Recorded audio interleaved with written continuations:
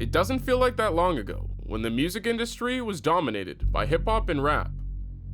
There were new artists popping up every month, topping the charts with a breakout song or a huge album that would blow up overnight. The XXL freshmen were filled with massive artists like Lil Uzi, 21 Savage, Playboi Carti, Lil Yachty, and their cyphers were getting hundreds of millions of views every year. But now, they sound like this. Blocka, where the fuck is this? And struggle to even break 1 million views. Most artists who hit it big in the 2010s have either fallen off the map or completely disappeared. Today we dive into the death of mainstream rap and how the genre has devolved into the gimmicky wasteland of the modern hip-hop scene. The hip-hop genre has a long and rocky history dating all the way back to the early 70s. The culture originated from the streets of the Bronx in New York City, reflecting the harsh environments and decline of the city at the time. The industrial decline of the city's manufacturing sector put New York on the verge of bankruptcy. The economy collapsed, thousands of people lost their jobs, public services were defunded, and housing conditions worsened, unfairly affecting minorities and those in segregated communities. This brought about an increase in poverty, crime, and gang violence, but it also gave rise to an entirely new culture of music. Block parties in abandoned buildings and parking lots became commonplace. DJs and MCs would set up sound systems to make music. Cardboard sheets were used as dance floors for breakdancers, and brick walls became a canvas for graffiti. Hip-hop and rap culture would grow in popularity over the next 2 decades, going from a small subculture in the Bronx to a worldwide phenomenon. By the early 90s, it became the top-selling music genre in the world, and was the start of the golden age of hip-hop. Different regional styles of music emerged, like East Coast and West Coast hip-hop, gangsta rap, and Southern rap. A new wave of rap artists gained prominence and became huge music stars. Guys like Tupac, Biggie, Snoop Dogg, Nas, Dr. Dre, Jay-Z, and hip-hop groups like NWA and Wu-Tang Clan all found mainstream success and became hugely influential music figures for future generations, for better or for worse. Diddy, come on out. Hip-hop continued to dominate pop culture throughout the 2000s. Fresh, hungry artists began popping up everywhere and dominated the global music industry, inspired by the legends before them.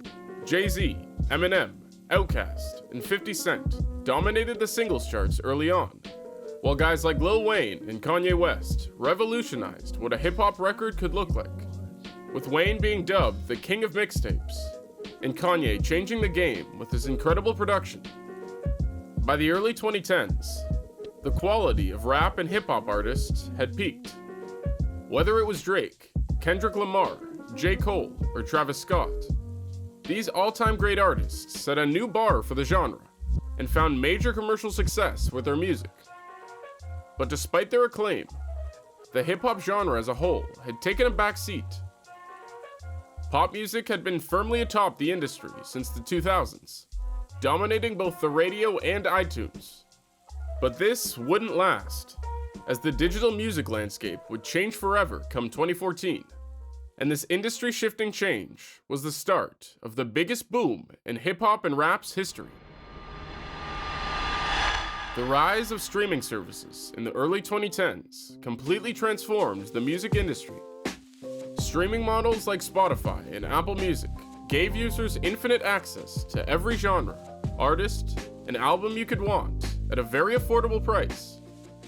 But it also made it easier for independent artists to find mainstream success. Instead of relying on record labels to generate buzz through radio and music sales, artists were able to publish and release their own music, using the internet as their marketing tool. The labels were no longer the gatekeepers of the industry, and thus began the start of the SoundCloud era. Rappers like XXX, Denzel Curry, Lil Uzi, Lil Yachty, 21 Savage, and Kodak Black all started gaining traction underground, building massive fan bases and putting out huge mixtapes and debut albums. The music was raw and unpolished, but it brought a new energy to the rap genre that resonated with a lot of younger fans. By 2016, the SoundCloud era hit the mainstream thanks to that year's XXL Freshman Cypher. The video now sits at over 230 million views and sparked a massive culture shift in the industry. Hip-hop became the most streamed genre in the world, with new artists and smash hits popping up everywhere, whether they were one-hit wonders like Designer, Sheck Wes, and Lil Pump, or talented new blood like Juice WRLD, JID, and Playboi Carti. Hip-hop was generating hundreds of billions of streams per year, and it continued to accelerate throughout the rest of the decade. The genre transitioned to a more refined style of melodic rap, thanks to new artists like Polo G, Roddy Ricch, Lil TJ, and NBA Youngboy, who brought a more polished sound to the table. By 2019, hip-hop accounted for over 30% of all music streams worldwide, and it had dozens of artists with massive momentum heading into the next decade. But instead of leveling up even further, mainstream rap would slowly fade out of existence over the next 5 years. The death of mainstream rap can't be attributed to just one thing, but instead a mix of unfortunate circumstances and also a change in perception about what it meant to be an artist. The culture surrounding hip-hop and rap music had always been a reflection of real-life struggles. Many popular artists came from rough neighborhoods where death was common, either due to drugs, crime, or gang violence. These chains are difficult to escape from, especially when money and fame start to pile up so quickly. In June of 2018, rapper XXX was murdered at a car dealership in Florida. He was only 20 years old and had just come off his first #1 album in March. And just a few months later, the industry suffered another devastating loss when Mac Miller passed away from an accidental drug overdose. 2019 and 2020 would see 2 more massive stars fall to drugs and violence. Juice WRLD passed away in December from a drug-induced seizure, and drill rapper Pop Smoke was murdered during a robbery at his home in New York. All 4 artists crafted their own distinct sounds and styles, bringing creativity and authenticity to the genre. Losing them was a major blow to the innovation driving the industry forward, and the music coming out each year started to feel more and more one-dimensional. The next big problem was one that plagued the music industry since its inception: record labels. Coming off the SoundCloud era, the labels started signing rappers at a very high volume, oversaturating the market and exploiting emerging artists who were looking for fame and financial stability. Some would continue to succeed with more hits and solid albums, but those who didn't meet expectations right away were sidelined by their label, effectively killing their careers. This pressure led to a decline in innovation and artistic integrity, as most rappers stuck to the same beats and flows that charted well. The creative ideas and raw sounds put out during the SoundCloud era were gone, and were instead replaced by cheap thrills and novelty songs. People were too afraid to take risks with their sound, and the industry as a whole suffered because of it. The idea of what it meant to be a successful artist had also changed. People were getting into music not out of passion, but as a way to make money and escape the difficult environments they were raised up in.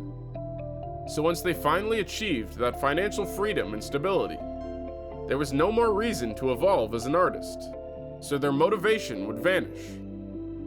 Guys like DaBaby, Roddy Ricch, and Polo G were massive stars in 2019, but fast forward 5 years, and their music hasn't really changed.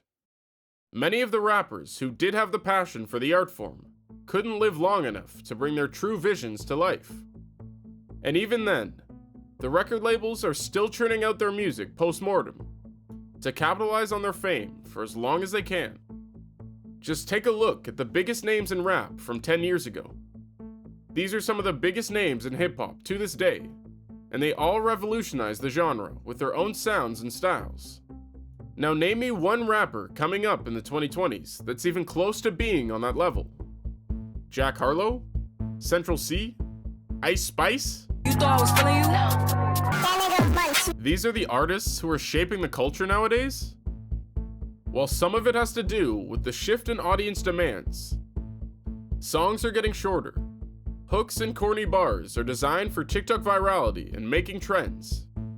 I mean shit, you got Megan Thee Stallion rapping in Japanese nowadays. Watashi wasta. Sadly, these kinds of songs are the ones that are actually getting attention. That's not to say there aren't any more creative hip-hop artists out there. Baby Keem, Jid, Yeet, Little Sims, Doechii. All of these artists are bringing new sounds and ideas to the table, and continue to evolve their music each and every year. Even guys like Lil Yachty and Denzel Curry, who hit it big in the 2010s, are ambitiously changing their style and finding a lot of success. But unfortunately, these artists can't break into mainstream audiences like it was so easy to do so 5 years ago. Many of them are still riding the coattails of their success in the 2010s, and their lack of drive is killing opportunities for many talented people just waiting for their shot. So what's the solution? Well, there doesn't really seem to be an easy fix. Maybe we're just waiting on another massive trend to change the music industry forever. But as it stands, the peaks of mainstream rap that were reached in 2018 are long gone.